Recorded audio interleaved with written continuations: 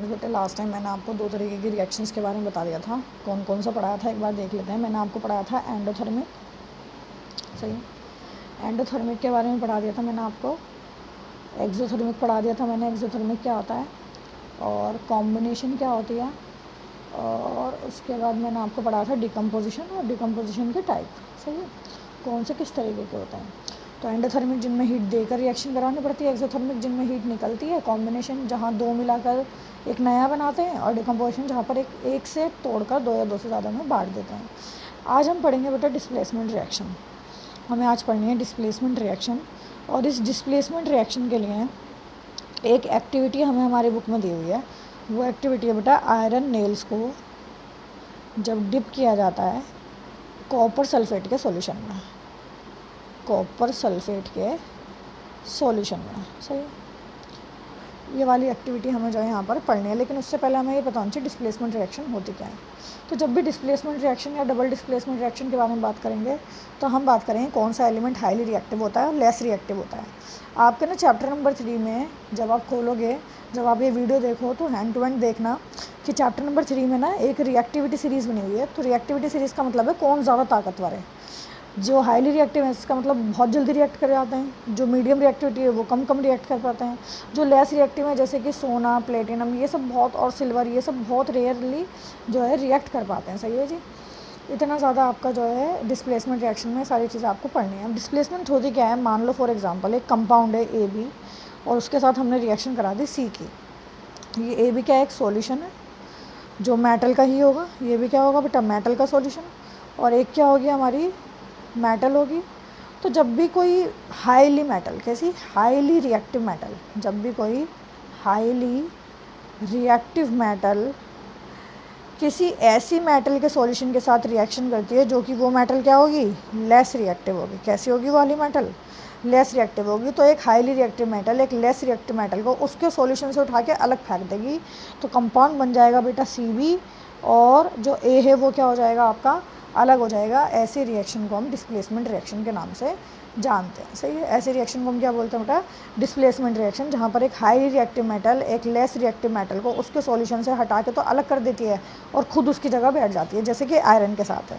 जब हम आयरन को कॉपर सल्फेट के साथ रिएक्ट कराते हैं तो जो कॉपर है वो लेस रिएक्टिव होता है, जो आयरन है वो हाईली रिएक्टिव है। तो कॉपर को उठाकर आयरन फेंक देता है और खुद उसकी जगह पर बैठ जाता है, सॉल्यूशन बन जाता है आयरन सल्फेट प्लस कॉपर, सही है जी। ये है आपका रिएक्शन। इसको ना बुक में इस तरीके से दिया हुआ है कि एक टेस्ट ट्यूब है, टेस्ट ट्यूब में जो है वो एक सॉल्यूशन है, सॉल्यूशन जो है वो कॉपर सल्फेट का सॉल्यूशन है CuSO4, जो कि ब्लू कलर का होता है। कैसा होता है, ब्लू ग्रीन कलर का होता है, ये बात आप याद रखना। जब इसके अंदर आयरन नेल को डिप करके रखते हैं, जब इसके अंदर हम क्या करते हैं, आयरन नेल को डिप करके रखते हैं, तो क्या होता है कि ये जो कॉपर सल्फेट का सॉल्यूशन का जो कलर होता है ना, ये जो कॉपर सल्फेट के सॉल्यूशन का जो कलर होता है वो फेडेड हो जाता है, मतलब कलर हट जाता है, बिल्कुल ख़त्म हो जाता है कलर। और जब हम आयरन नेल को निकालते हैं तो ये जो आयरन नेल है ये ब्राउन कलर की हो जाती है। ये कैसी हो जाती है, ब्राउन फ्लेकी कलर की हो जाती है। ये क्यों हो जाती है ऐसी, क्योंकि इसके ऊपर क्या हो जाता है, कॉपर डिपॉजिट। क्या हो जाता है यहाँ पर तो कॉपर डिपॉजिट हो जाता है, और आपका जो आयरन है वो इस सॉल्यूशन के अंदर मिल जाता है। सॉल्यूशन के अंदर मिलने की वजह से ही ये जो ब्लू ग्रीन कलर है वो हट जाता है, और ये जो आयरन की जो नेल होती है वो ब्राउन हो जाती है, कॉपर इस पर आकर चिपक जाता है।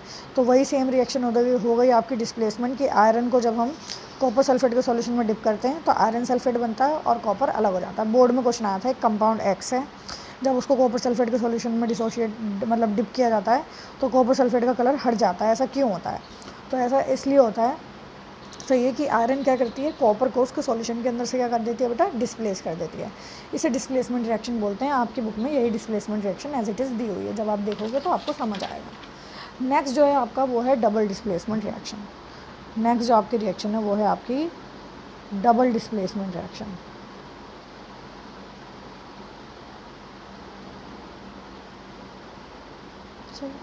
डबल मतलब दो बार डिस्प्लेसमेंट हो रहा होगा, यानी कि आपकी बार दो मेटल के सॉल्यूशन होंगे और दोनों ही अपनी जगह बदल देंगे। दोनों क्या करेंगे, अपनी जगह बदल देंगे, CB और AD बन जाएगा, दोनों अपनी जगह बदल देंगे, सही है। तो दो मेटल के सॉल्यूशन होंगे, दोनों के दोनों अपनी जगह को आपस में क्या कर देंगे, एक्सचेंज कर देंगे। ऐसी रिएक्शन को डबल डिस्प्लेसमेंट रिएक्शन के नाम से जानते हैं। जैसे आपकी जो बुक में दी हुई है वो दी हुई है बेटा BaCl2 + Na2SO4 जब हम रिएक्शन करते हैं तो ये हो जाता है आपका BaSO4 प्लस NaCl बन जाता है। सही है जी, ये बन जाता है आपकी रिएक्शन, ये दी हुई है। तो यहाँ पर देखो बेरियम है ये और ये सोडियम है, तो देखो बेरियम की सोडियम की जगह तो बेरियम आके बैठ गया, बेरियम की जगह सोडियम आकर बैठ गया। तो दोनों ने आपस में अपने आप के सॉल्यूशंस के अंदर अपनी जो पोजीशन जो है वो क्या कर ली, चेंज। तो ऐसी रिएक्शन को डबल डिस्प्लेसमेंट रिएक्शन बोलते हैं। अच्छा, यही सेम रिएक्शन जो है ना वो आपकी प्रेसिपिटेशन रिएक्शन के लिए इस्तेमाल की जाती है, क्योंकि ये जो BaSO4 बन रहा है ये एक प्रेसिपिटेट होता है।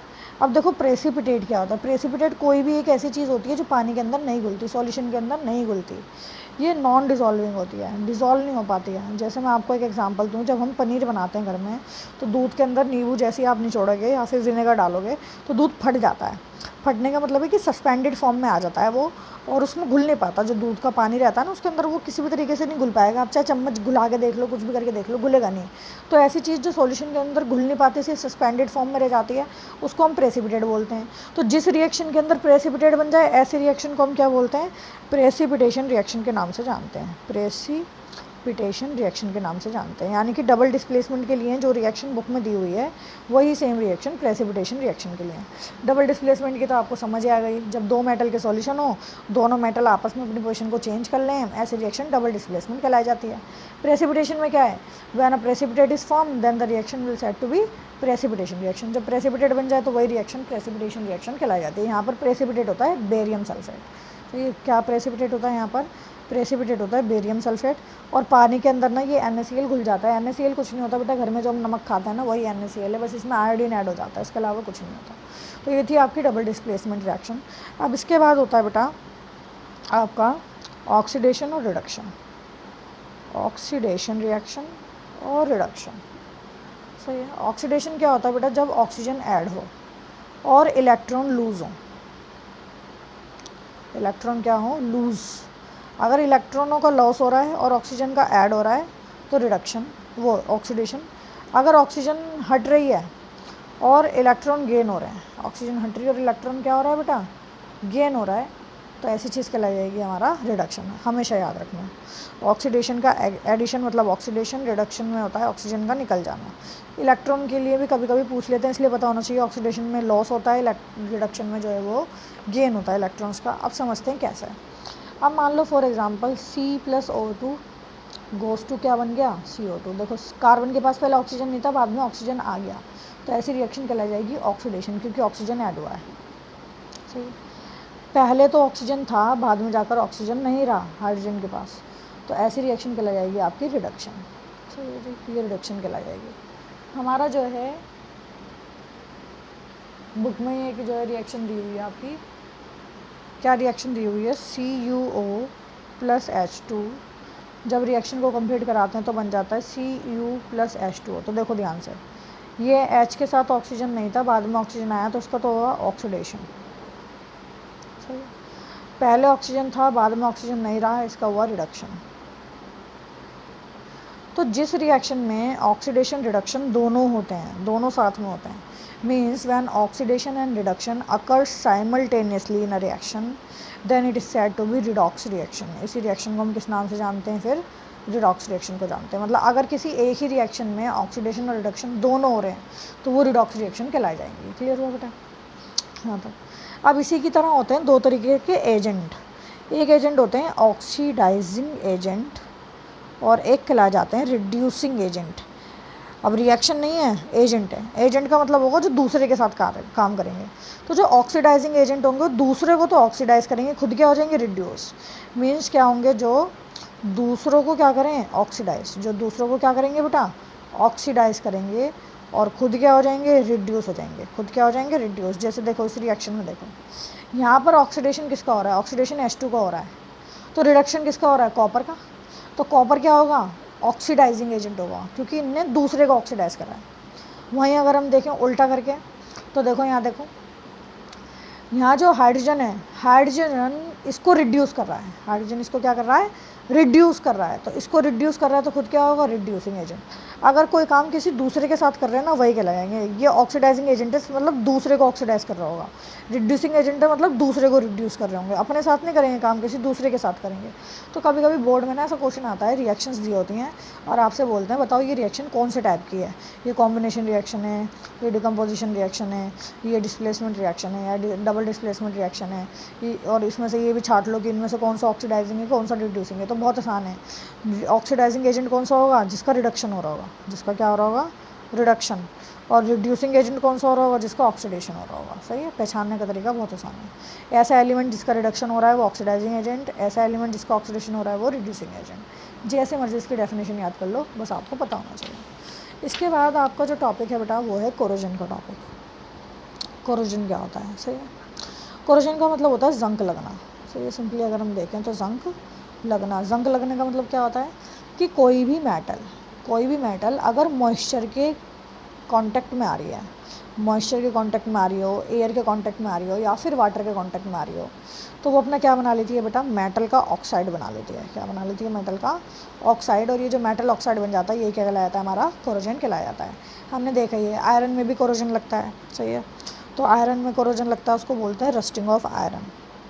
जब आयरन में जंक लग जाए तो हम क्या बोलते हैं बेटा, रस्टिंग ऑफ आयरन के नाम से जाना जाता है। जो कंपाउंड बनता है उसे बोलते हैं रस्ट। इस कंपाउंड का नाम होता है रस्ट। इसका फॉर्मूला होता है Fe2O3.XH2O। ये रस्ट का फॉर्मूला होता है, केमिकल फॉर्मूला। सही है, तो आप देखते भी घरों में जितनी भी लोहे की चीज़ होती हैं, तो जब लोहे की चीज़ आपकी जो हैं किसके साथ, मान लो घर में रखी हुई होती हैं, या फिर कभी हवा की वजह से या फिर पानी वानी बच्चे गिर देते हैं उस पर, तो उसकी वजह से आप देखना कभी भी लोहे पर जो है ना ब्राउन कलर की फ्लैकी सा वो आ जाता है। आप उसे टच भी करोगे ना, ऐसे रब करोगे तो आपकी उंगलियों पे, फिंगर्स पर वो ब्राउन कलर का लगना शुरू हो जाएगा। इसी को जंग के नाम से जानते हैं। सही है, तो आयरन पे जब जंग लगता है तो उसको अलग ही प्रोसेस के नाम से जानते हैं, उसे बोलते हैं रस्टिंग ऑफ आयरन। रस्ट बन जाता है, जो लेयर होती है ना ब्राउन कलर की वो इसकी होती है, ये केमिकल फॉर्मूला होता है। लेकिन अगर हम पूरी मेटल्स के बारे में बात करें तो हर मेटल कोरोजन करती है, चाहे वो गोल्ड ही क्यों ना हो। सिल्वर को तो आप देखते ही हो, आप सिल्वर की अंगूठी, चांदी की अंगूठी पहनोगे तो काला काला हो जाता है, हाथ नीला नीला हो जाता है। तांबे का पहनते हो जब आप, सही है, कॉपर जिसे हम बोलते हैं। तो सब कोरोजन करती है मेटल, लेकिन कोई बहुत जल्दी कर देती है, कोई देरी से करती है। गोल्ड बहुत लेस रिएक्टिव मेटल होता है, इसलिए गोल्ड पर जब जंग लगता है तो बहुत सालों में जाके हमें पता लग पाएगा, अदरवाइज़ बाकी मेटल्स का सबका पता लग जाता है। नेक्स्ट जो टॉपिक है, अच्छा इससे बचने के लिए क्या करोगे भाई, पेंट कर सकते हैं, ग्रीस लगा सकते हैं। सही है, बहुत सारे तरीके होते हैं, वो हम थर्ड चैप्टर में दोबारा पढ़ेंगे। थर्ड में दोबारा कोरोजन पढ़ना है हमें अच्छे तरीके से। सही है, नेक्स्ट होता है रेंसिडिटी। रेंसिडिटी इंपॉर्टेंट है, इस पर क्वेश्चन भी आया हुआ है। सही है, कोरोजन वाला थर्ड चैप्टर में दोबारा है। सही है, चैप्टर नंबर 3 में ये दोबारा डीपली पढ़ेंगे हम वहाँ पर, इसलिए यहाँ पर थोड़ा सा पढ़ाया मैंने। रेंसिडिटी क्या होती है, जब भी कोई भी फूड, ऑयल कंटेनिंग फूड, कैसा फूड, ऑयल कंटेनिंग फूड को अगर हम एयर के प्रेजेंस में रखें, किसके प्रेजेंस में रखें, एयर के प्रेजेंस में, तो वो रेंसिड हो जाता है। रेंसिड का मतलब सड़ जाता है, उसका टेस्ट चला जाएगा। सही है, कलर चेंज हो जाएगा और उसमें से स्मेल आने लगेगी, बदबू आने लगेगी। जैसे अब गर्मी का टाइम है, आप कोई भी सब्ज़ी या फिर कोई भी दाल को बाहर रखो तो उसमें से बदबू आने लगती है, तो वो रेंसिड हो जाती है। सही है, उसमें रेंसिडिटी हो जाती है। ठीक है, इसीलिए जितने भी आपके चिप्स के पैकेट होते हैं, जितने भी आपके चिप्स के पैकेट होते हैं, सब में नाइट्रोजन गैस डाली जाती है, ना कि ऑक्सीजन गैस। नाइट्रोजन गैस डाली जाती है, क्योंकि अगर ऑक्सीजन, स्पेशली ऑक्सीजन, अगर ऑक्सीजन के प्रेजेंस में रखेंगे तो चिप्स तले हुए होते हैं, सारे चिप्स ख़राब हो जाएंगे। इसलिए जितने भी लेस के, हल्दीराम के चिप्स आते हैं या कुरकुरे वगैरह कुछ भी आते हैं, सबके अंदर नाइट्रोजन गैस फिल होती है, ऑक्सीजन गैस उसके अंदर फिल नहीं करते। बोर्ड में बहुत बार क्वेश्चन आता है कि बताओ जितने भी चिप्स होते हैं उसमें नाइट्रोजन गैस को फ्लश क्यों किया जाता है, क्योंकि अगर ऑक्सीजन गैस को फ्लश करेंगे तो वो रेंसिड हो जाएगा। क्लियर हुआ बेटा, इतना आपने जो है कंप्लीट करना है। ये चैप्टर आपको ऑलमोस्ट पूरा कंप्लीट है। सही है, आपको जो नोट्स लिखने के लिए भेजे थे आज आप उसकी PDF बनाकर मुझे भेजोगे। सही है, मैं चेक करूँगी, मार्क्स लगाऊंगी और आपको जो है क्वेश्चन आंसर्स करने के लिए आज ही दे दूँगी। सही है, इस चैप्टर के केवल क्वेश्चन आंसर्स करने हैं, वो भी एक्सरसाइज के। इसके अलावा आपको कॉपी में कुछ नहीं करना है। जितने भी एक्स्ट्रा क्वेश्चन होंगे वो मैं आपको करवाऊंगी खुद से। सही है, कल करेंगे एक्स्ट्रा क्वेश्चंस जितने भी होंगे इस चैप्टर के रिगार्डिंग जो बोर्ड में आते हैं। ठीक है, हैंड टू हैंड सारे एक्स्ट्रा क्वेश्चंस भी करते हुए चलेंगे, हम कंप्लीट कर लेंगे चीज़ें।